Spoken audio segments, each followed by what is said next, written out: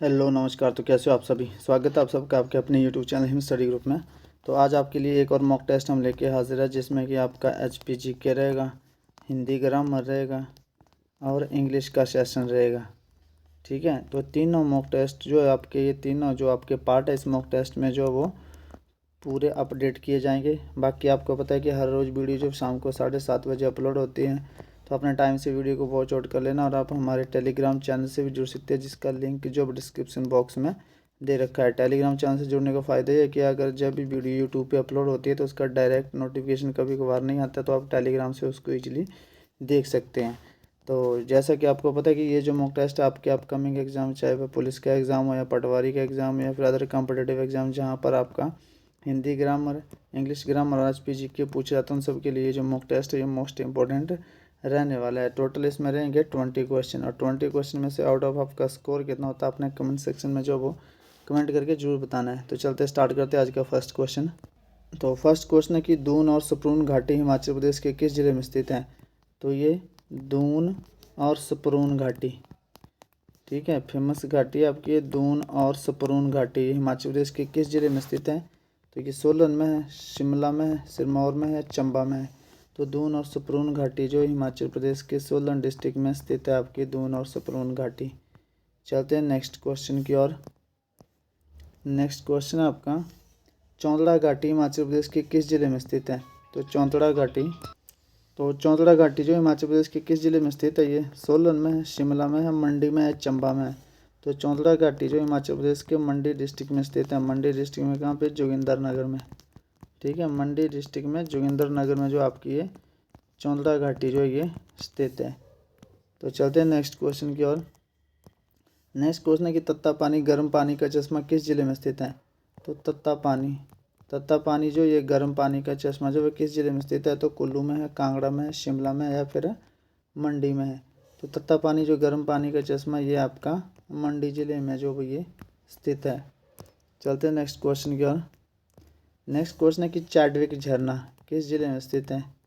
तो चैडविक झरना जो है वो ये किस जिले में स्थित है। तो चैडविक झरना जो ये कुल्लू में है, कांगड़ा में है, शिमला में है या फिर मंडी में है। तो चैडविक झरना जो है ये आपके शिमला डिस्ट्रिक्ट में स्थित है, चैडविक झरना। तो शिमला इसका राइट आंसर हो जाएगा। चलते हैं नेक्स्ट क्वेश्चन की ओर। नेक्स्ट क्वेश्चन है कि अष्टाध्यायी के लेखक कौन है। तो वाल्मीकि है, वेद व्यास है, पाणिनि है या परशुराम है। ये सारा इंपॉर्टेंट है आपको। तो वेद व्यास, वाल्मीकि। तो यहाँ पे लिख देता हूँ मैं, जो रामायण है, रामायण के रचिता कौन है। ठीक है, महाभारत के रचिता कौन है। ये सारे क्वेश्चन आपके एग्जाम में पूछे जाते हैं। और अष्टाध्यायी के लेखक कौन है, अष्टाध्यायी के लेखक और पंचतंत्र, ये तीनों चारों जो वो मोस्ट इम्पोर्टेंट है। तो रामायण किसने लिखी थी, रामायण लिखी थी आपकी वाल्मीकि जी ने, वाल्मीकि जी ने रामायण लिखी थी। महाभारत लिखा आपका वेद व्यास जी ने। ठीक है, अष्टाध्यायी के लेखक कौन है, पाणिनि है अष्टाध्यायी के लेखक। तो अष्टाध्यायी के लेखक कौन है, ये है पाणिनि। और पंचतंत्र के लेखक जो वो हैं विष्णु शर्मा। ये चारों फैक्ट जो ये मोस्ट इंपॉर्टेंट आपको पता होना चाहिए। इनमें से एक नए क्वेश्चन जो है आ ही जाता है हर बार। तो रामायण जो है वाल्मीकि के द्वारा लिखी गई है, महाभारत जो वेद व्यास के द्वारा, अष्टाध्यायी जो है पाणिनि के द्वारा, पंचतंत्र के लेखक कौन है, विष्णु शर्मा। तो अष्टाध्यायी के लेखक कौन है, पाणिनि। चलते हैं नेक्स्ट क्वेश्चन की ओर। नेक्स्ट क्वेश्चन है पंचतंत्र के लेखक कौन है। आगे यहाँ पे अभी आपने पढ़ा कि पंचतंत्र के लेखक जो वो आपके वो है विष्णु शर्मा। अभी आपको पीछे पढ़ा है कि पंचतंत्र के लेखक विष्णु शर्मा, अष्टाध्यायी के लेखक पाणिनि, वेद व्यास लिखी है, वेद व्यास ने महाभारत लिखी है और वाल्मीकि ने लिखी है रामायण। ठीक है, चलते हैं नेक्स्ट क्वेश्चन की ओर। नेक्स्ट क्वेश्चन है कि गुरुमुखी लिपि के जनक कौन थे। ठीक है, तो गुरुमुखी लिपि के जनक जो वो कौन थे। तो ये थे आपके गुरु गोविंद सिंह, गुरु नानक सिंह, गुरु अंगद देव या रविदास जी। तो जो गुरु अंगद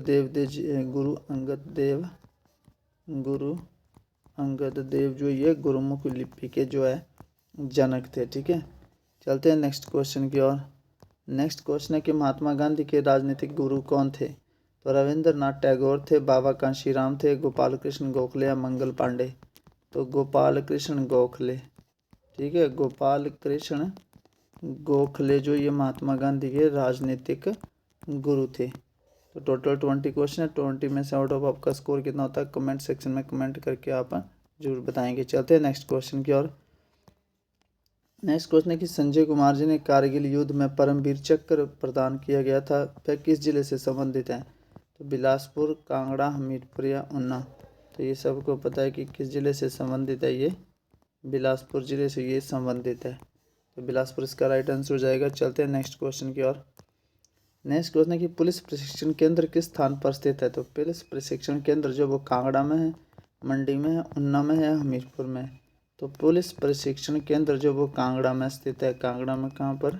डरोह में। तो डरोह में जो है पुलिस प्रशिक्षण संस्थान जो है ये स्थित है कांगड़ा में। चलते हैं नेक्स्ट क्वेश्चन की ओर।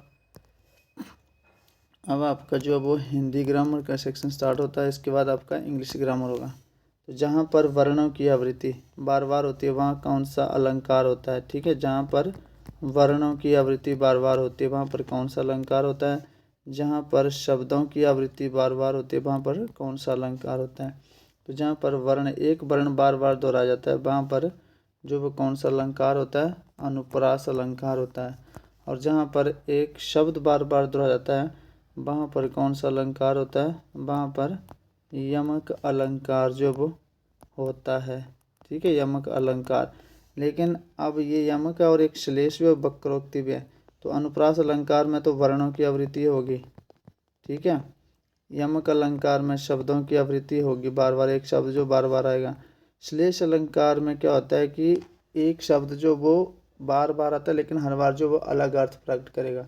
जैसे यहाँ पे शब्द की आवृत्ति एक शब्द 2 बार आएगा, मतलब कनक कनकते सौ गुनी मादकता था। ठीक है, वो हो गया। श्लेष अलंकार में होता है कि रहमन पानी रखिए बिन पानी सब सून, पानी गए न उभरे मोती मानस चूर। तो यहाँ पर क्या पानी जो वो एक साथ नहीं आ रहा है, अलग अलग आ रहा है। ठीक है, रहीमन पानी रखिए एक शब्द आया, अगली बार फिर आएगा लेकिन अलग से आएगा, 2 इकट्ठे नहीं आएंगे। जैसे यहाँ पे कनक कनकते सौ गुनी, कनक कनकते सौ गुनी, तो यहाँ कनक कनक इकट्ठे आएंगे। लेकिन यहाँ पे क्या है? रहीमन पानी राखिए, फिर आगे आएगा बिन पानी सब सून।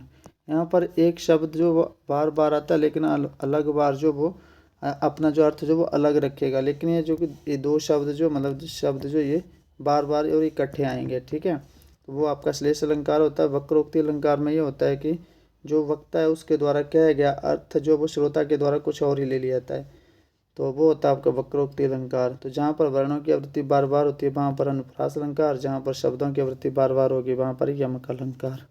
चलते हैं नेक्स्ट क्वेश्चन की ओर। उल्लेख में कौन सी संधि है? स्वर संधि है, दीर्घ संधि है, व्यंजन संधि है, विसर्ग संधि है? तो उल्लेख, सबसे पहले आप संधि विच्छेद करेंगे, तो इसका जब संधि विच्छेद करेंगे तो उत जमा लेख हो जाएगा। ठीक है, तो उत जमा लेख यहाँ पे हलांत आ गया, और जहाँ भी कोई भी संधि जिसमें हलांत आ जाए वो संधि जो आ जाती है आपकी व्यंजन संधि हो जाती है। ठीक है, कौन सी संधि आती है जहाँ पे हलांत आ जाए? वो होती है आपकी व्यंजन संधि। चलते हैं नेक्स्ट क्वेश्चन की ओर। नेक्स्ट क्वेश्चन आपका कि परमात्मा में कौन सा समास है? परमात्मा परम है जिसकी आत्मा। ठीक है, परमात्मा परम है जिसकी आत्मा। सबसे पहले तो आपने शब्द विग्रह कर लेना है। परम है जिसकी आत्मा, तो आत्मा कैसी है? परम है। तो यहाँ पे आत्मा की क्या बताई गई है? विशेषता। आत्मा की विशेषता बताई गई, आत्मा कैसी है? वो परम है। ठीक है, तो जहाँ पर विशेषता बताई जाए वो समास आपका हो जाता है कर्मधारय समास। ठीक है, अव्ययी भाव समास में क्या होता है? उपसर्ग आते हैं। जैसे अव्ययी भाव समास देखिए, इसमें उपसर्ग आते हैं। तत्पुरुष में कारक विभक्तियाँ होंगी, तत्पुरुष समास में कारक विभक्तियाँ होंगी, द्वंद्व समास में दोनों पद जो वो प्रधान होंगे। ठीक है, तो परम है जिसकी आत्मा परमात्मा, तो इसमें पहला पद जो इसमें विशेषता बताएगी आत्मा की, तो ये कर्मधारय समास जो आपका हो जाएगा। चलते हैं नेक्स्ट क्वेश्चन की ओर। नेक्स्ट क्वेश्चन है कि चक्रधर में कौन सा शब्द है? तो शब्द जो वो कितने प्रकार के होते हैं? 3 प्रकार के होते हैं। एक रूढ़ शब्द हो गया, ठीक है, एक यौगिक शब्द हो गया, और एक हो गया आपका योग रूढ़ शब्द। एक हो गया आपका योग रूढ़ शब्द। तो रूढ़ शब्द जैसे हाथी, जिसका कोई भी खंड या भाग सार्थक नहीं होता, वो रूढ़ शब्द। यौगिक शब्द विद्यालय, जैसे जिसको तोड़ा जा सके, एक विद्या और एक आलय।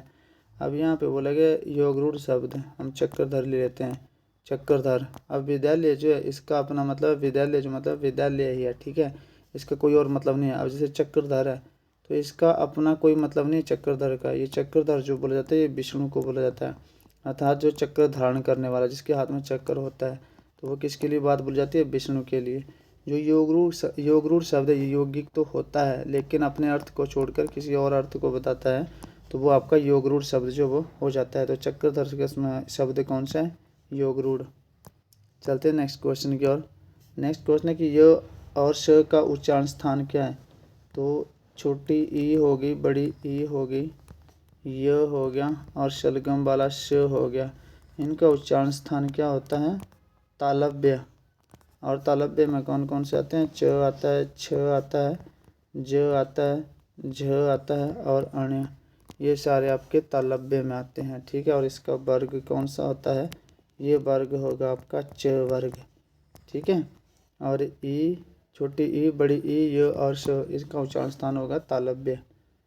तो चलते हैं नेक्स्ट क्वेश्चन की ओर। अब आपका इंग्लिश का सेशन स्टार्ट होता है यहाँ से कि टू क्राई वोल्फ मीन्स, ये रिमाइंड फ्रेजेस है। To cry wolf means, to cry wolf means का मतलब क्या होगा, टू कीप ऑफ स्टारवेशन होगा, to listen eagerly, to give a false alarm या नॉन ऑफ दिस। तो to give a false alarm, ठीक है, तो झूठा अलार्म देना क्राई वोल्फ का मीनिंग होता है, ठीक है, to give a false alarm.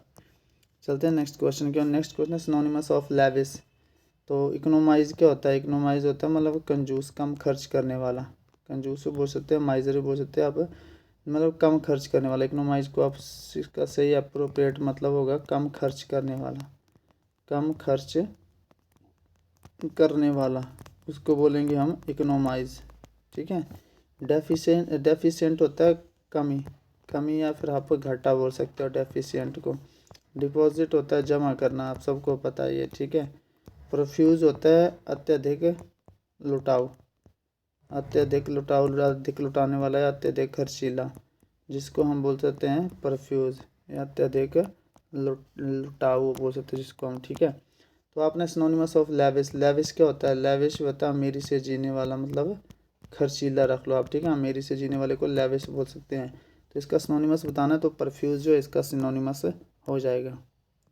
Economise इसका एंटोनिमस हो जाएगा, डेफिशिएंट भी इसका एंटोनिमस हो जाएगा, डिपॉजिट इसका जमा करना होता है, ये कुछ और मतलब है, ठीक है। अब सिनोनिमस ऑफ डेक्स्ट्रस। अब डेक्स्ट्रस को जानने से पहले आपको ये पता होना चाहिए अनस्किलफुल क्या होता है, जिसमें कोई स्किल ना हो, ठीक है। इनएप्ट, इसका मतलब अयोग्य होता है, बैड बुरा होता है, क्लेवर क्या होता है, चालाक होता है, ठीक है। तो सिनोनिमस बताना डेक्स्ट्रस, जो डेक्स्ट्रस क्या होता है, डेक्स्ट्रस भी क्या होता है, चालाक या तेज बंदा, ठीक है। या तो चालाक या तेज, डेक्स्ट्रस, तो इसका सिनोनिमस हो जाएगा क्लेवर। चलते हैं नेक्स्ट क्वेश्चन की ओर। नेक्स्ट क्वेश्चन है एंटोनिमस ऑफ बोर्ड।